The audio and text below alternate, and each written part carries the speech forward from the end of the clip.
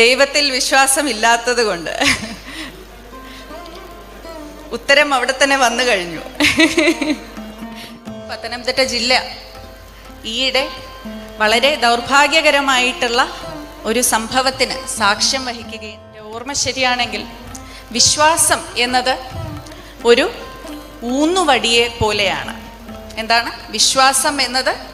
ഒരു ഊന്നുവടിയെ പോലെയാണ്. വിജ്ഞാനം എന്നത് ഒരു കൈവിളക്ക് പോലെ. ശബരിമലയിലും എഴുതിയിരിക്കുന്നത് അതുതന്നെയാണല്ലോ, അല്ലേ? തത്വമസി.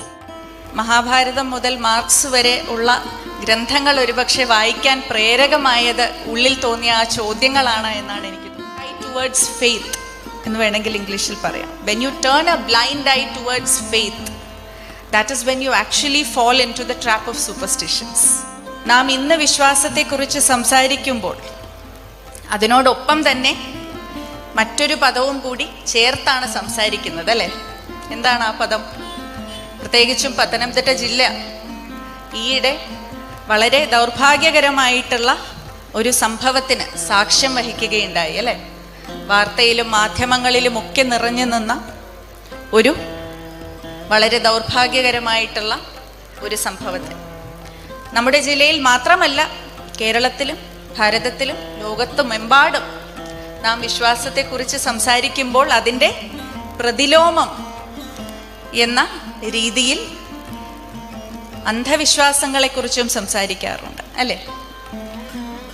അന്ധവിശ്വാസം എന്നുള്ളത് വിശ്വാസത്തിൻ്റെ തന്നെ ഒരു നീട്ടിവലിച്ച ചരടാണോ യഥാർത്ഥത്തിൽ?